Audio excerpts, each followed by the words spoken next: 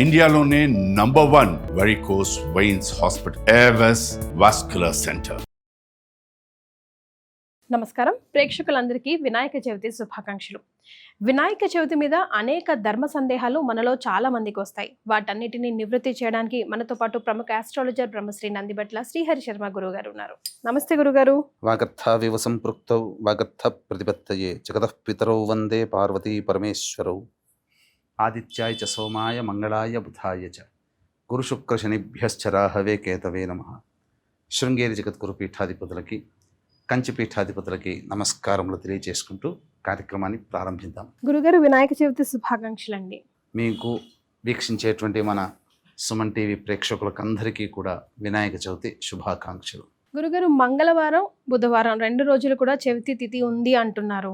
మరి ఒకవేళ బుధవారం చేసుకోవాలంటే మంగళవారం రోజు మనం వినాయకుని ఇంటికి తీసుకురావచ్చా?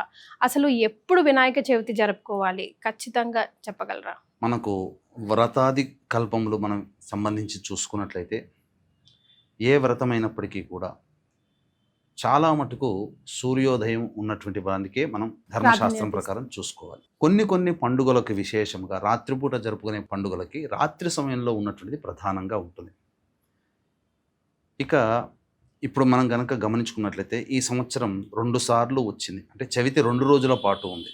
అంటే మంగళవారం మధ్యాహ్నం ప్రారంభమై మళ్ళీ మధ్యాహ్నం సంబంధించి అనగా బుధవారం రోజున మళ్ళీ ఈ చవితి తిథి ఉంది. కాబట్టి బుధవారం రోజున జరుపుకోవడమే శాస్త్ర ప్రకారం అంగీకారము. చాలామంది ఏమనుకుంటుంటారంటే రాత్రిపూట చవితి ఉంది కాబట్టి చంద్రుడిని చూడకూడదు, రాత్రిపూట కాబట్టి రాత్రి సమయంలో బుధవారం నాడు చవితి లేదు కాబట్టి మంగళవారమే చేసుకోవాలి అనేటువంటి ఆలోచన ఉంటుంది. కానీ మనకు సంపూర్ణముగా ధర్మశాస్త్ర ప్రకారము ఖచ్చితంగా ఈ యొక్క వినాయక చవితి యొక్క వ్రతానికి సూర్యోదయ తిథి ప్రమాణమే అంగీకారము, ఆమోదయోగ్యము. కాబట్టి ఎల్లలూ కూడా బుధవారం రోజున జరుపుకోవడమే శాస్త్ర అనుసారం అని చెప్పవచ్చు. Right, very clear. సో గురుగారు, అప్పుడైతే బుధవారం వినాయక చవితి జరుపుకోవాలి అని అంటే కనుక మంగళవారం రోజు ఇంట్లో చిత్రపటాలకు కానివ్వండి, దేవుడి గదిని కానివ్వండి, లేకపోతే కొంతమంది ముందు రోజు తెచ్చుకునేది అలవాటు ఉంటుంది గణపయ్య అని. మరి అలాగా తెచ్చుకోవచ్చా అన్నది ఒక సందేహం గురుగారు. మనకు కాలక్రమంలో మంగళవారం అనేటువంటిది అశుభంగా పరిగణించింది. కానీ మంగళము అంటే మంగళప్రదం, మరి జయవారము.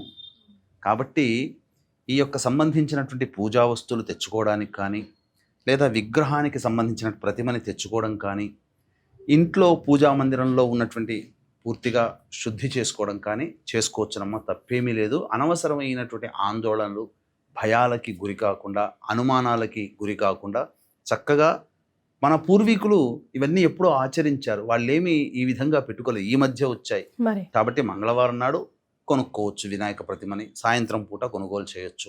లేదు మనకు ఇంకా ప్రాశస్త్యం ఇంకా మనం అనుకున్నట్లయితే బుధవారం రోజు ఉదయాన్నే లేచి కాలకృత్యాదులు తీర్చుకొని స్నానం ఆచరించి బయటికి వెళ్ళి మార్కెట్ వెళ్ళి వినాయకుని ప్రతిమని సంబంధించినటువంటి వస్తువుల్ని వినాయక చవితి రోజునే తెచ్చుకున్నట్టుగా భావనగా చేసుకోవచ్చు కదా, తప్పేమీ లేదు. సో ఎలా కుదిరితే అలా ఏ రోజు తెచ్చుకున్నా కూడా దానికి పెద్ద దోషం ఏం లేదంటారు.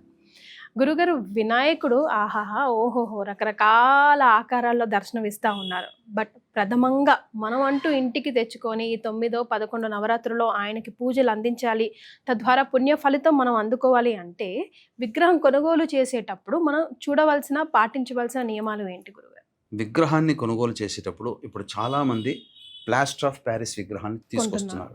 కానీ అది మనకు శాస్త్ర అంగీకారం కాదు. ఇప్పుడు మంటపాల్లో ఇప్పుడు కూడా ఈ మధ్య బాగా అవేర్నెస్ పెరిగి మంటపాల్లో ఈ సంబంధించిన మట్టి విగ్రహాలు పెడుతున్నారు. ఎల్లవేళలా కూడా మట్టి విగ్రహాలే తీసుకోవాలి. అందులో శాస్త్రీయత కూడా చాలా ఉందమ్మా గురుగారు. ఎందుకంటే మట్టి విగ్రహాలు తీసుకుని వచ్చిన తర్వాత నిమజ్జనం చేస్తుంటాం. నిమజ్జనం చేసినప్పుడు దగ్గరలో ఉన్నటువంటి చెరువులోనో, సరస్సులోనో, నదిలోనో వేస్తుంటారు. అంటే వర్షాకాలము, వర్షం అనేటువంటిది బాగా పడిన తర్వాత నదులు, చెరువులు ఉప్పొంగిపోతాయి. కాబట్టి ఆ విధంగా వాటికి అడ్డుకట్ట వేసే విధంగా మట్టితో చేసిందైతే మట్టిలో కరిగిపోతుంది. తద్వారా మనం చేసేటువంటి పూజా వస్తువులు, మన ద్రవ్యములు ఏవైతే వాడతామో వాటి వల్ల కూడా ఆ నీరు కూడా శుద్ధి అవుతుంది అనేటువంటిగా శాస్త్రీయత. కాబట్టి అందరూ కూడా మట్టి విగ్రహాలే తీసుకొచ్చుకోవాలి. అయితే ఇందులో కూడా కొన్ని చెప్పబడినటువంటివి ఏంటి అంటే ఏకదంతము కలిగినటువంటి విగ్రహములు కావాలి. అంటే ఒక దంతము పూర్తిగా, ఒక దంతము మధ్యస్థంగా ఉండాలి. అదొకటి. తర్వాత చాలామందికి ఉండేటువంటి విశిష్టమైనటువంటి విగ్రహం ఏంటి, కుడివైపున ఉండాలా తొండము, ఎడం వైపున ఉండాలా అని చెప్పాను అంటారు. కూర్చొని ఉండాలా, నుంచొని ఉండాలా? అది సాధారణంగా కూర్చొని ఉన్నటువంటి వినాయకుడికి చాలా విశేషమైనటువంటిది. అయితే కుడివైపున ఉన్నటువంటి తొండము అనేటువంటిది ఏంటంటే క్షిప్ర గణపతికి సంకేతము. అది ఎల్లవేళలా పూజ్యనీయమైనటువంటిది. కాబట్టి కుడివైపున ఉన్నటువంటి తొండము ఉన్నటువంటి విగ్రహాన్ని కొనుగోలు చేయాలి. ఎడం వైపున ఉన్నటువంటి విగ్రహం ఏంటంటే వామాచారానికి సంబంధించినటువంటిది. కాబట్టి ఈ వామాచారానికి సంబంధించినటువంటి తాంత్రిక విధానంలో పూజ చేసేటువంటి వాళ్ళు, శక్తిని కావాలి అనుకునేటువంటి వాళ్ళు ఈ యొక్క ఎడమవైపు తొండముతో ఉన్నటువంటి విగ్రహాన్ని కొనుగోలు చేయాలి. ముఖ్యంగా ఏమున్నా లేకపోయినా చాలామందికి సంబంధించినటువంటిది కొన్ని తెలిసి తెలియక విగ్రహాలు కొనుగోలు చేస్తుంటారు. ఖచ్చితంగా యజ్ఞోపవీతము ఉన్న విగ్రహమే కొనుగోలు చేయాలి. యజ్ఞోపవీతము లేని విగ్రహం కొనుగోలు చేస్తే ఫలితము కాదు. ఇక ప్రధానంగా విశేషంగా ఇంకా ఏంటనంటే ఆ యొక్క విగ్రహానికి నాగాభరణము అంటే నాగుపాము, ఈ ఉదరానికి చుట్టుకొని ఉన్నటువంటి నాగుపాము ఉన్నటువంటి విగ్రహం అయితే చాలా ప్రాశస్త్యము. అయితే కొంతమంది ఈ యొక్క విగ్రహానికి సంబంధించి ఈ తొండము అధోభాగంలో ఇలా కిందికి ఉన్నట్టుగా ఉంటుంది. కొంతమంది కొన్ని విగ్రహాల్లో ఊర్ధ్వభాగం ఇలా ఉన్నట్టుంటుంది. కాబట్టి అధోభాగంలో ఉన్నటువంటిది అయితే యోగనిష్టలో ఉన్నటువంటి వినాయకుడు, ఊర్ధ్వముఖంగా ఉన్నటువంటిది అయితే తపోనిష్టలో ఉన్నటువంటి వినాయకుడు. కాబట్టి ఎవరికైనా కానీ యోగనిష్టలో తపోనిష్టలో ఉన్నటువంటి విగ్రహాన్ని కనుక తెచ్చి పూజ చేస్తే, పిలిచి ఆ పూజ చేయడం వల్ల తపో యోగ భంగము కలిగించిన వాళ్ళం అవుతాం. కాబట్టి అధోముఖంగా కిందికి వాలి ఉన్నటువంటి విగ్రహాన్ని కానీ, పైకి ఇలా ఊర్ధ్వరేఖంగా ఉన్నటువంటి విగ్రహాన్ని కానీ కొనుగోలు చేయకూడదు. సాధారణంగా అందరూ కూడా కుడివైపు తొండం ఉన్నటువంటి విగ్రహాన్ని కొనుగోలు చేసి అందులో అమృత కలశ హస్తము కనుక ఉన్నట్లయితే ఇంకా విశేషంగా చెప్పబడి ఉన్నటువంటిది. ఆ విధంగా విగ్రహాన్ని కొనుగోలు చేయొచ్చమ్మా. గురుగారు, మరి అనుకూలమైన సమయం ఏదండి? ఇప్పుడు వినాయకుడికి పూజ చేయాలి అని అంటే సమయం చాలా ఇంపార్టెంట్ కదా. అది ఉదయకాలమా, సాయంకాలమా, ఏది? అయితే ఇక్కడ చాలా మందికి సంశయం ఏంటంటే బుధవారం నాడు చేసుకోమని మనకు శాస్త్రంలో చెప్పబడి ఉంది. మధ్యాహ్నం కల్లా చెవితి వెళ్ళిపోతుంది, సాయంకాలం కల్లా పంచమి తిథి ఉంటుంది. బుధవారం ఆయనకి కేటాయించిన వారం కూడా కదా గురుగారు, ఈసారి బుధవారం.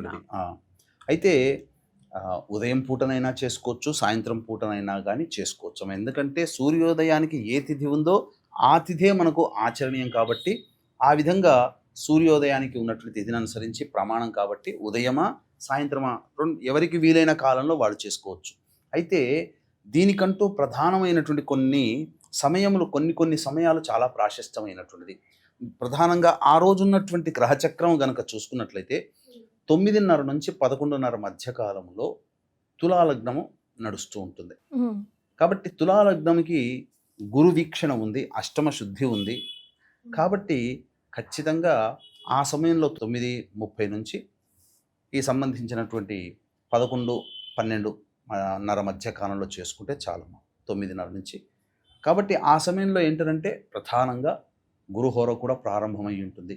విశేషము ఎల్లవేళలా ఉదయం చేసుకోవచ్చు. కానీ 11:53 నుంచి 12:42 మధ్య దుర్ముహూర్తం ఉందమ్మా. కాబట్టి పనికిరాదు. కాబట్టి చేసుకోగలిగితే ఉదయం చేసుకోగలిగితే 9:30 నుంచి 11:30 మధ్య కాలంలో చేసుకోవచ్చు.